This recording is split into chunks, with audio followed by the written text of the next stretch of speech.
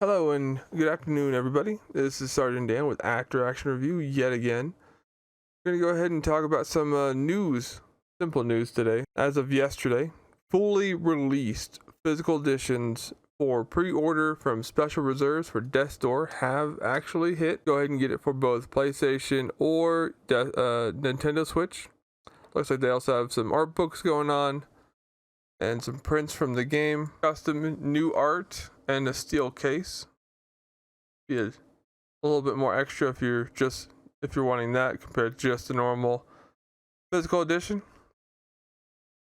Look down the road, we might be trying to give away a couple of these. I mean, like these ones, not these ones. I want to give away a steel case along with the custom artwork. So there's that. Second bit of news. It looks like Bright Memory Infinite has fully released. It's about a couple weeks ago now, but fully released for PC. Looks like there's a lot of optimizations that have been done. 21:9, so ultra wide screens, next gen TAA, ray tracing, DLSS, reflex. These are all NVIDIA. So unless you don't have, if you have NVIDIA, you will be able to see some of these features. If not, you won't. Xbox controller optimization. That's all for Steam right now, or GOG, whichever one you prefer. The game is coming out to some medium-ish, I would say a little bit low reviews. I did love the tech demo for it. A lot of complaints I've been seeing is that this game is short.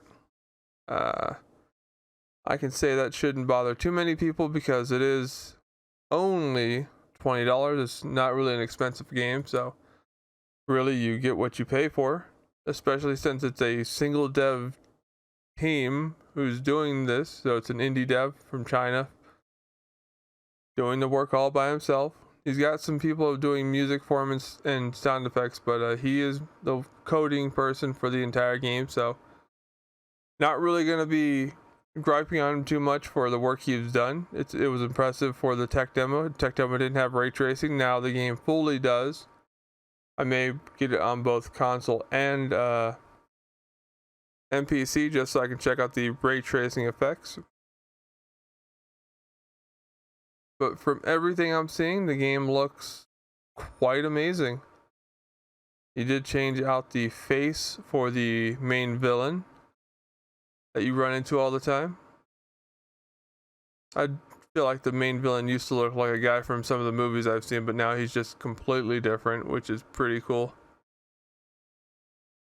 The game looks gorgeous. You know what? Let's go ahead and I'll let you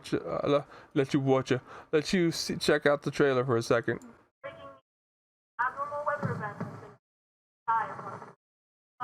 outside of the city. Hello? Director Chen. What's the matter? Shelia, sorry to disturb you while you're off. It's an urgent mission from HQ. Each team member has been assigned a survey mission. Begin your investigation as soon as you receive your assigned location. According to satellite intel, General Lin's unit has already landed. Watch out. General Lin? The top dog at SAI.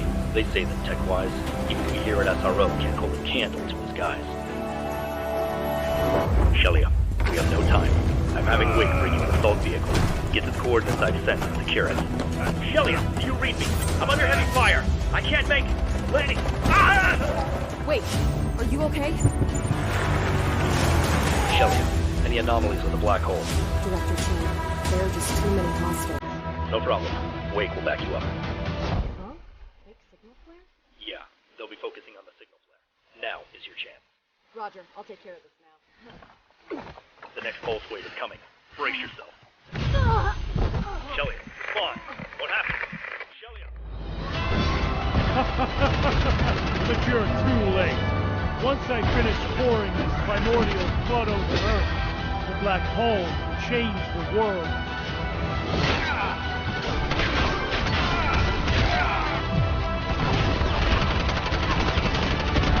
Keep moving forward. The exit is up ahead. Oh no! The road! Shelia, get out of there now!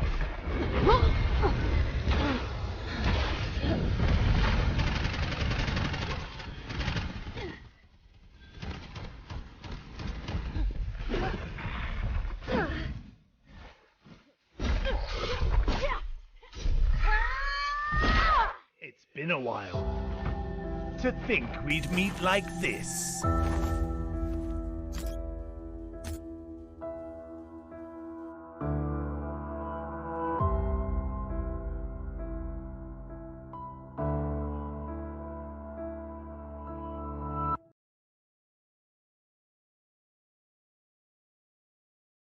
Now, can you imagine a game dev actually doing that? Did you read the last part? If you had the game, the pre-release version, or the tech demo, players who owned Bright Memory on PC at the time of release of Bright Memory Infinite will be eligible for a free upgrade to Bright Memory Infinite. So if you're trying to buy it now, you ain't getting shit. But if you had it before, free upgrade. So you pay $10, you get this. You pay $20, you get the full game now. So it's really up to you.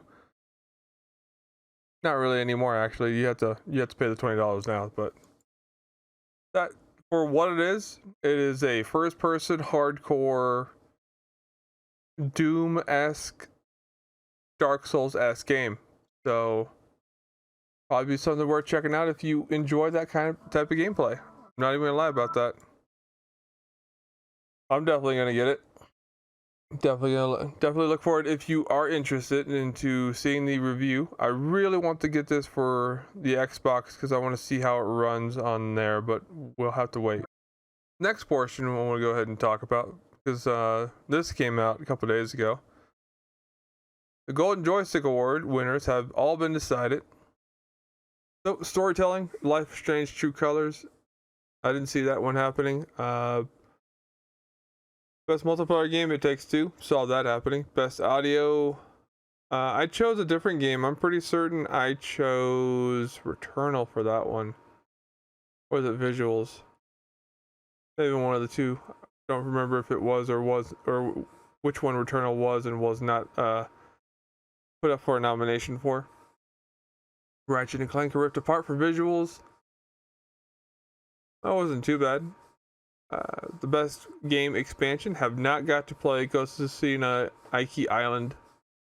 Mobile game, I don't play any, so, well, I do play some, but I really doubt anyone cares. Best gaming hardware, PS5. Best indie game, the actual one I knew was going to win that one was Death's Door. Even though there was a hype around a lot of other games, and a lot of other games had more promotional value behind them, Death's Door deserve that the most. So Studio of the Year, Capcom. I did not see that happening. Best performer for a video game, Lady Demestrus. I'm gonna stop butchering that, but Maggie Robertson got that award. Best community and best game still being played, Final Fantasy XIV. That was a surprise.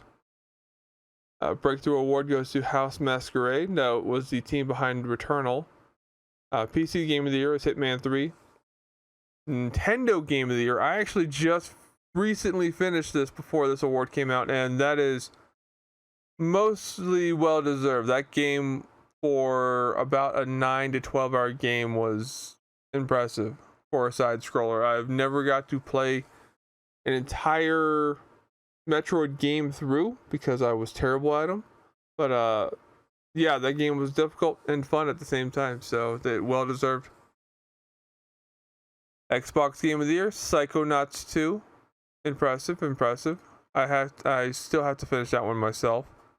PlayStation Game of the Year, Resident Evil Village. I'm surprised by that one actually, because there are PlayStation exclusive options that were, I feel, skipped over to give it to a multi-plat. I'd rather have their particular studio games winning their awards, so that one is a bit disappointing.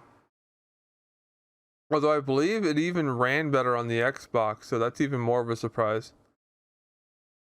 Most wanted game, Elden Ring. I saw that happening because the fan base is huge for Dark Souls games, but surprisingly the sales for certain games aren't really well prevalent, which is interesting.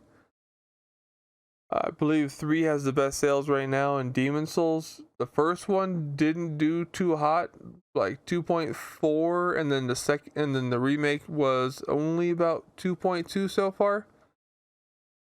And it hasn't gone up from there, so both of them have been meh.